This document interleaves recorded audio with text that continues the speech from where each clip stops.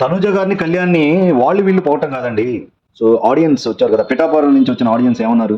So Kalyan గారు మీరు common man కాదు, మీరేం ఫీల్ అవ్వాల్సిన పని లేదు. సో యువర్ ఆల్రెడీ సెలబ్రిటీ అయిపోయారు. సో మీ పేరులోనే పవర్ ఉంది.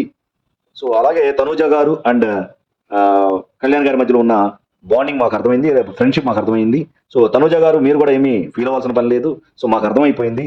మీరు చూడండి, మీకు తెలియంది ఏంటంటే కళ్యాణ్ గారు రాము గారితో, సో నేను ఇప్పుడు ఇలా ఈ గేమ్లో ఇంత యాక్టివ్గా ఆడగలుగుతున్నానంటే అది థర్డ్ వీక్లో తనూజ గారు నాకు చేసిన హెల్ప్, సో నాకు ఇచ్చిన మోరల్ సపోర్ట్, సో నేను అది ఎప్పటికీ మర్చిపోను అని కళ్యాణ్ రాము గారితో చెప్పడం కూడా సో పబ్లిక్ మనం వీడియోలో చూసాం.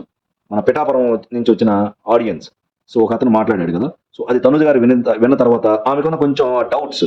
సో ఏది మన ఎమాన్యుల్ గారు కళ్యాణ్ గారు మాట్లాడుకుంటూ నేను నామినేట్ చేయాలనుకుంటున్నానని చెప్పిన దగ్గర కొంచెం తనుజ గారు ఫీల్ అయ్యారు కదా. ఇప్పుడు క్లారిటీ వచ్చేసింది తనుజ గారికి. సో బయట ఆడియన్స్ అందరూ మీకు సపోర్ట్ ఉన్నారు. సో మిమ్మల్ని లైక్ చేస్తున్నారు. మిమ్మల్ని మేము అర్థం చేసుకున్నాం, మీ ఫ్రెండ్షిప్ని అర్థం చేసుకున్నాం. ఎవరు ఏం చెప్పినా సరే మీరు ఏమి ఫీల్ అవ్వకుండా ధైర్యంగా గేమ్ ఆడండి.